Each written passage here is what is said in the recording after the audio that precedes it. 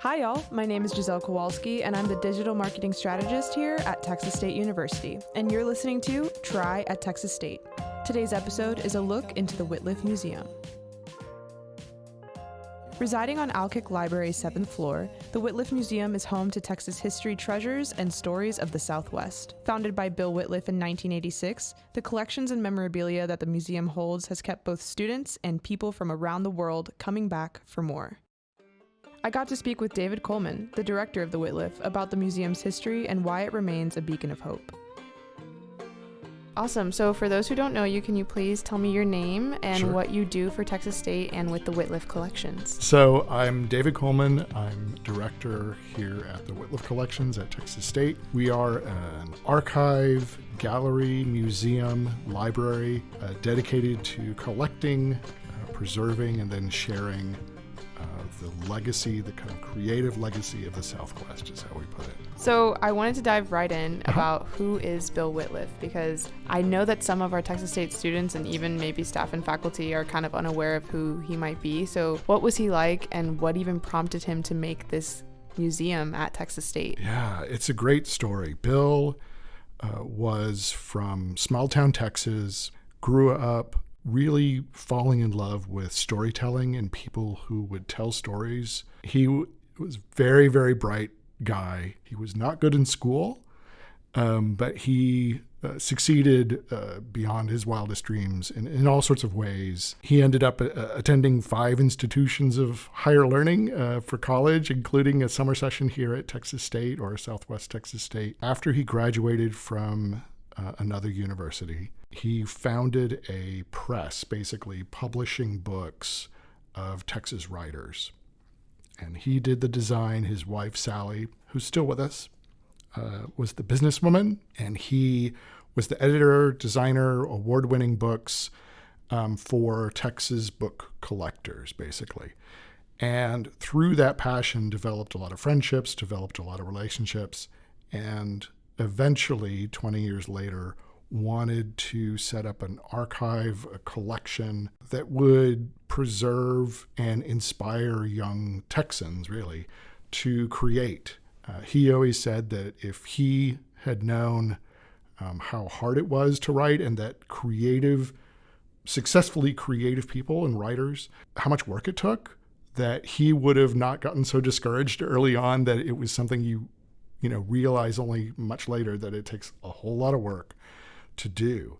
So he established the Southwestern Writers Collection, as it was called at the beginning, to inspire young people who, as he liked to say, who had the itch to create but not yet the courage. The Wittliff Collections is a great legacy for that. Yeah, that's fantastic. So I wanted to go in a little bit more into the collections that are currently at Sure. the Wittliff, and the big one right now, and it's been big for a while, is the Lonesome Dove collection that you all have. And that's one of the most iconic ones that I have had the privilege of witnessing since I've been a student and now that I'm a staff here. Great. And I wanted to know a little bit of how you even got your hands on such a collection. Like, what was that like? That it's beyond me to know how you even get that here at Texas State. Well, this is one of those great stories.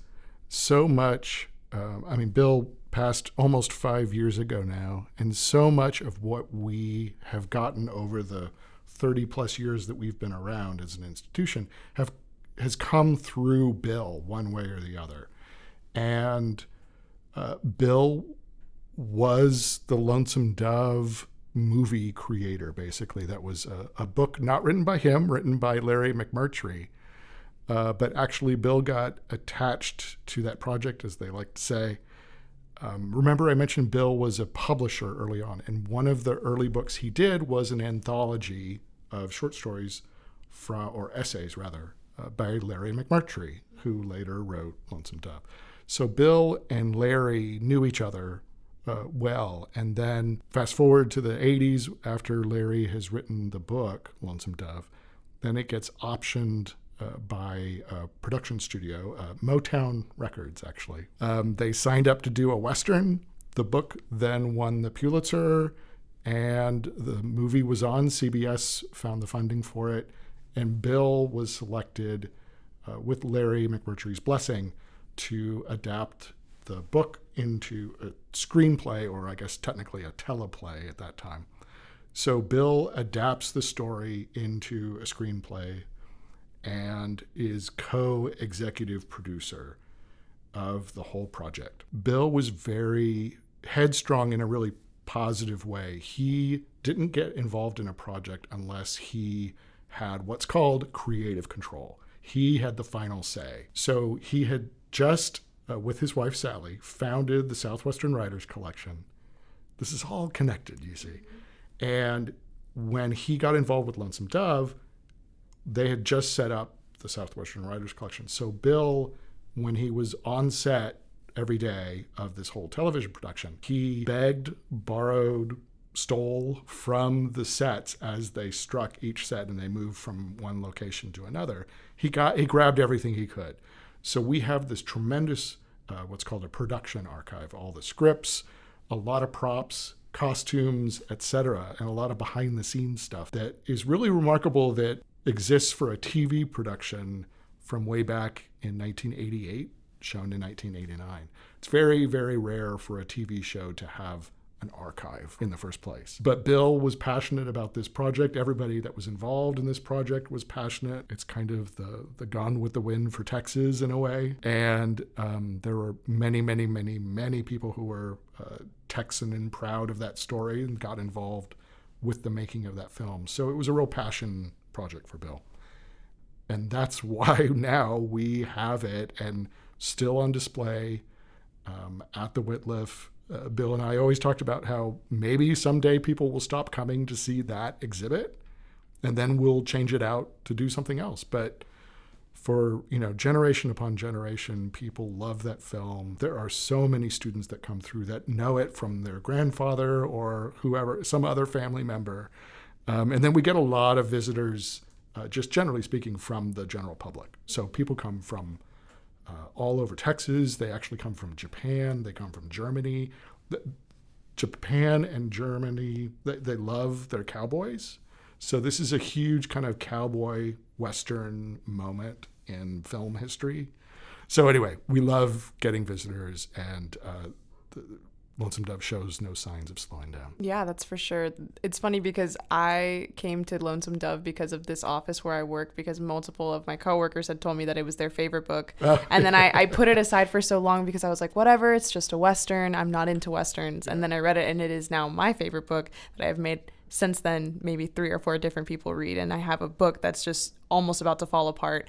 And one of my favorite things in that exhibit is, this is a spoiler, of Gus's body. Yeah. And it's just so wild to me because I never really fully watched the series, but I read the book, and the book was so detailed to me. And then seeing that too is just a little bit that reality meshing together with what my literature was, and then what the actual show was kind of crazy. And it's a fantastic exhibit. I really appreciate it, and I think it's wonderful. So I wanted to ask you a little bit about the Wittliff and Texas State, and how do you think that the Wittliff represents not only the culture of Texas, but the culture of the school? I love that question. And we, at the Wittliff, we talk about how we use this phrase, spirit of place. And it's a unique kind of collection. I've worked at other places. There's lots of special collections, as they're called, or collecting institutions all across the country, from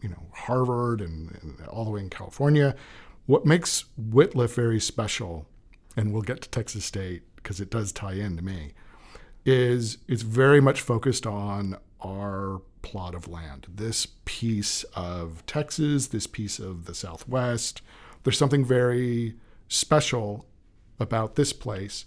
And more importantly, it's important for people who are here, spend time here, to know a little, or get to know a little bit more about this place.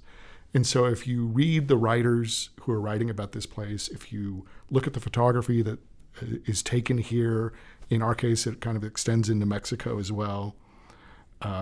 If you're listening to the songs from Texas songwriters or people singing about this place, you really develop just a really nuanced and layered sense of an appreciation for this place. And I think Texas State really embraces the local and the regional, as much as we are running to R1 and embracing online and global, I think there's a factor and a flavor of Texas State that's always going to stay true to what's here, serving the majority of students who are from here. And that's great. And then we can help them get to know what here is and what it's all about and why we have the values we do. Not that they're the best values, but it means something to learn about the place you're from. Oh, I love that. That was a beautiful way of saying it, that we are learning about what is here and what makes us so grounded and why we love Texas State and why it's like the hill country. We always say we're the most beautiful in the hill country, but why are we the most beautiful in the hill country? And it's like, look at what we've built. Right. So I do love that. So when people come from all over the world to come and see the Wittliff, and even students and maybe someone who doesn't even know an iota of what Texas is, right? What do you hope that they take away from a visit? Wow. That's, I think, of course, the touchstone that we talked about a little bit already of Bill's interest in inspiration for creativity. He really wanted to inspire people who wanted to be creative. So that's a big part of what we hope people get out of it. I think, it really depends on the visitor as what they will absorb. What I love about our space, and I guess I should say spaces, we have 9 galleries of material to see, but we try to set up a place that's friendly and warm and welcoming, and not, you may go to some museums that are really kind of grand and intimidating, huge libraries of marble or whatever, and we're a lot more warm and welcoming. That's what I'm trying to do, and that's what we are all trying to do, and be very friendly about it too. Right. It's also a very consumable museum in the sense that when you walk in, you can see things in a since it's not as large as a city museum. Yeah. It feels like you can be more intimate with the space because you're so close. You're able to really see everything for what it is. Oh, that's a wonderful thing to hear. That's how I feel whenever I get there. I feel like I can actually spend time there and not be pushed aside by major crowds, because it is in our 7th floor of the Alkek library. Right. So it takes a little bit to get up there. It takes a little bit of work. It's our little hidden gem. Yep. But it does feel like a more intimate, more personal look at what Texas is and what we have to offer here at Texas. So I love it over there. What is something that you wish more people knew about the Wittliff? That's easy. That we exist. Yeah, that it's on the 7th floor. that you can get to it. As we said, takes a little bit of work. We're open to the public. So many students, kind of on the flip side, so many students come into the library. So many students even come up to the 7th floor of the Alkek library and have no idea what we are or who we are, or that they're welcome to come in. And we try to do what we can to make it, inviting for people. But just knowing that we're there and that the doors are open and it's free, and people can come in anytime. We're open basically every day. I know. Go. It's an amazing place. Yeah, it's just always one of the, every, cultural institution, like museums and things, every institution wishes they had more visitors, because we work hard at it and we love it so much. We don't know anyone who walks in that space and doesn't just fall in love with it. For sure. I know we do a lot of, whenever we have a new employee, we bring them to the Wittliff, and they're always so impressed because we have a lot of out-of-staters. Sure. Or maybe out of the city, and they don't know San Marcos that well, and we show them this, and they're like, I didn't know this existed. I'm like, I know, and we have it here, and it changes. There's different things all the time. It's fantastic. What do you think is the most unique or interesting piece you have at the Wittliff, whether it's on display or not? It's just something that you're like, this is crazy that we have this here. Yeah. I always hesitate to talk about things that people can't see, right? Well, the King of the Hill display is pretty great. So that's pretty much on permanent display. So I'll tip my hat to the visitor that might hear this and want to come see whatever I mention. But one of the real foundation stones for us is a 1555 edition of a book written by a conquistador, Alvar Núñez Cabeza de Vaca, is shipwrecked is part of an expedition to the Americas in the 16th century from Spain. Is one of a literal handful of survivors of a couple different shipwrecks that put him and his colleagues on Galveston Island. And then over the next several years, they're captured by the native population. They're enslaved. They escape. They go on a quest of faith healing, really. And this is kind of how they make their way around the coast, through Texas, and then finally down into Mexico. And eventually they reunite with the Spanish forces, the armies in Mexico. And Cabeza de Vaca, who's really kind of the good conquistador, I like to call him, writes this report to the King of Spain, detailing his trip in incredible detail, which is wonderful. It's the first written account of Texas. And I know I'm all Texas, but it's that pride we have that not every state shares. But I love the chauvinism, I guess you might say, that we have for Texas. And this is the first published account of anybody writing about this part of the world, which is pretty amazing, right? And it's also great because he's writing to the King of Spain saying that the soldiers, the Spanish army, is treating the native population terribly, incredibly disrespectfully, that this population that they, came in contact with, they're actually leading more Christian lives than the soldiers are. And they're not exposed to, they're not Christian, right? But the value set that they have and the way they take care of family and the way they take care of other people and look out for people, just those values. So it was a fascinating kind of argument that he's making in the 16th century is like, okay, King of Spain, let's hear me out. Let's change. Of course, it didn't really do anything, but that kind of act of protest is pretty powerful. Wow, that's wild. And we have a copy. And you have it. Yeah, we have one of, I think, a dozen copies of that book anywhere in the world. That's fantastic. How do you even keep that intact? Because I'm sure that is it falling apart? No, it's in really remarkably good shape. And we keep it in a box, in a safe, in a room. That's how you keep things in a good pristine very few people know how to get into. Yes. And but we do occasionally bring it out because we want.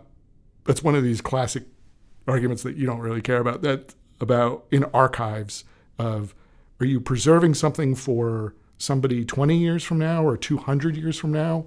But how are they any different than you walking in the door today? Like, why are you less important today than someone 200 years from now? So we do get it out on occasion and let people see it and let people touch it. And it's an amazing thing. Yeah. I do care about that argument, by the way. You said I don't, but that is a very interesting thing, and I like that you brought that up. Thank you very much. Is there an exhibit that has already passed that you guys have put up, maybe put back in the archives, that you wish that you could bring back out? Oh, yeah.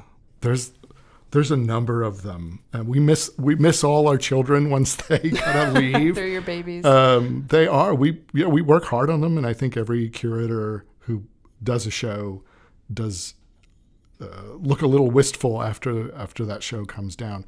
We did an amazing exhibition, photographs that were taken by a big landowner in Texas. Louise O'Connor is her name, from Victoria.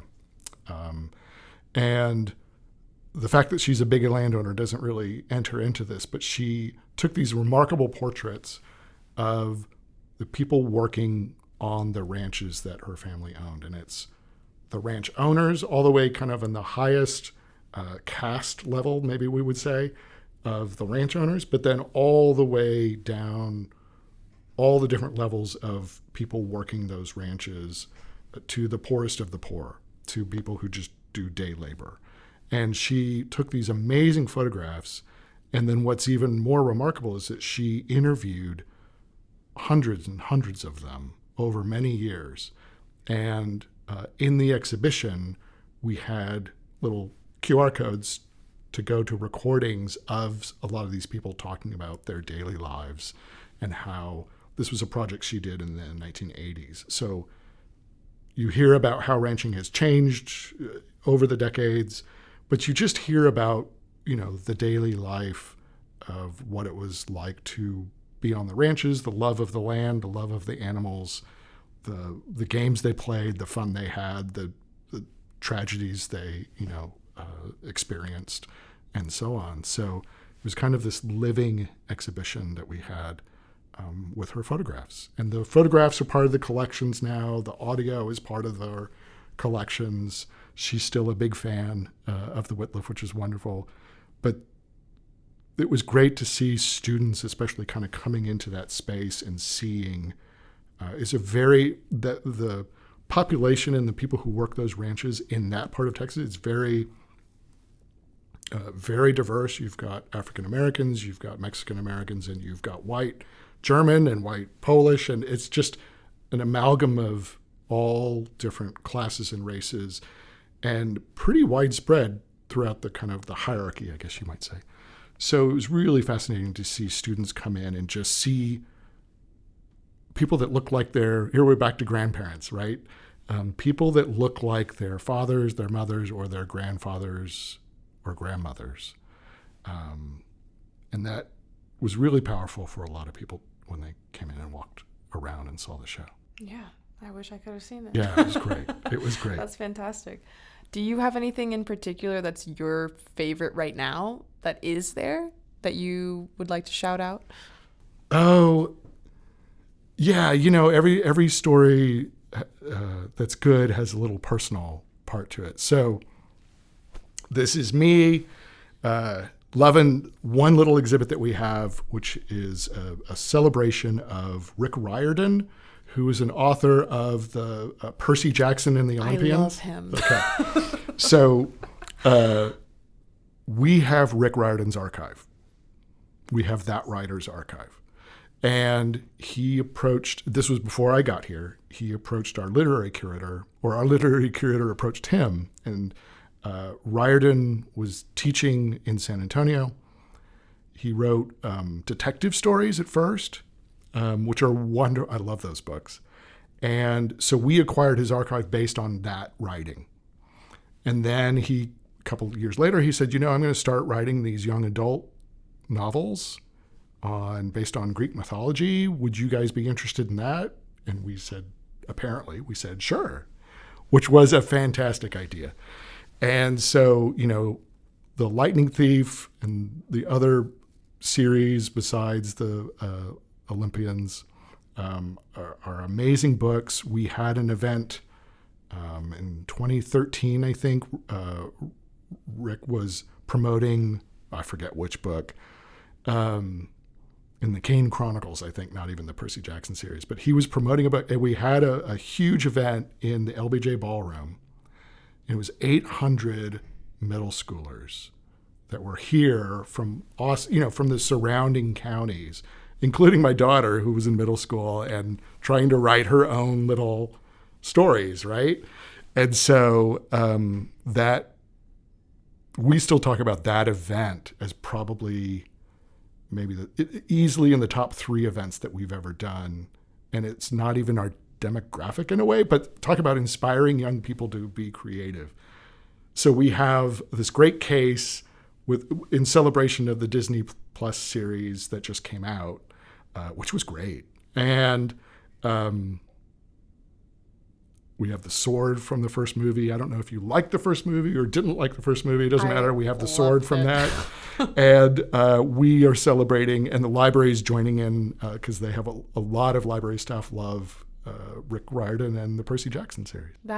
It's so wild that you brought that up, because that's kind of the reason I got into writing. Oh, wow. Basically my whole, and whatever is my career from now on, is because of Rick Riordan. I read his books, and I went to one of those events too, at the San Antonio Museum of Art. Okay. And he showed his archives of his first draft of The Lightning Thief. Yes. And I remember seeing that, and then seeing that what he had written, there was so much red that he had written and like scratched out so many edits. And my parents at the time, I had kept telling them I want to be a writer, and they're like, that's what it's going to take.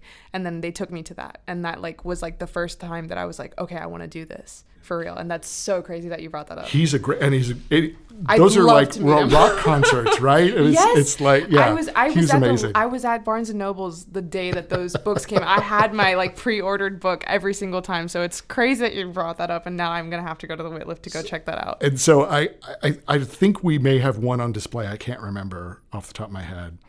But one of our, collectively, because we love King of the Hill and we love this stuff too. He has this great cache of rejection letters from publishers as he was starting to try and become a writer. And he kept, a lot of writers keep their rejection letters from publishers. And it's like, don't give up. Keep trying. Keep working it, right? Yeah. And he kept them and they were important to him, and we keep them and we show them to students. It's meaningful. I can see you're I'm like, this is crazy. You're worked up about this. This is great. Because it's fantastic. Yeah. I just didn't know that was... It's just crazy to me that you told the story about your daughter, and then I'm like, oh my God, this is like deja vu. It's crazy. Yeah, no, it's just inspiring, I guess, is what everything that you've been saying about the Wittliff is like. I'm realizing more and more that it's so much deeper than what it is. It's just, It's not just a museum. It's for young people to understand that there's so much beyond you, and there's so much to do. Right. And like, look what you can make. Yeah. And that was my final question, is being around so many things that are so, I guess, important, that hold so much value. How does that shift your day-to-day life with your perspective on objects that you keep around your house? Like anything at this point, like, can be an artifact of somebody's if they just keep going. Right. No, it's true. You get, I think, everybody in kind of the collecting world, and I'm not a collector, and there's a difference between. I'm sorry. Well, collectors are a special breed. Right. I know a lot of collectors. And then there's kind of how the rest of us deal with things around the house, et cetera. That's what I'm saying. Like, you guys keep so many things that are so important. And so, I mean, at home, we keep certain precious items. Mm-hmm. We have a box of those child drawings that we'll never look at again, but, whatever, to embarrass our kids when they get married. You got to keep some of that stuff for that, right? But there's, you just learn to isolate what makes a good story, what's a good kind of totem for the story. And it's not even the story, it's the emotion and the connection that the story brings out. Yeah, that's awesome. Well, thank you for this awesome conversation. If anybody would like to get a contact of the Wittliff, how could they come and visit, and what does that look like? Just look us up. We're on the internet. We're on the Texas State site.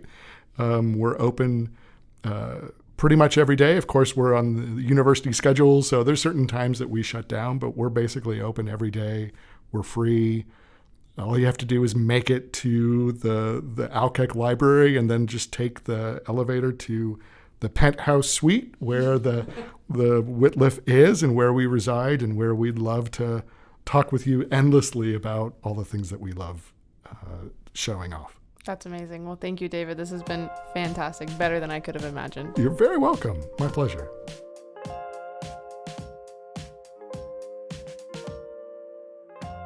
David, thank you so much for speaking with me and for reminding me why creativity and storytelling are the fuel to a happy existence. This was one of those conversations that made me appreciate my home state, our campus, and everything around me that much more. And thank you for listening to this episode of the Try at Texas State podcast. Make sure to tune in next time to learn more about something else you can try on campus at Texas State. And also remember to follow us on our social media at TXST. This podcast is a production of the Division of Marketing and Communications at Texas State University. Podcasts appearing on the Texas State University Network represent the views of the hosts and guests, not of Texas State University.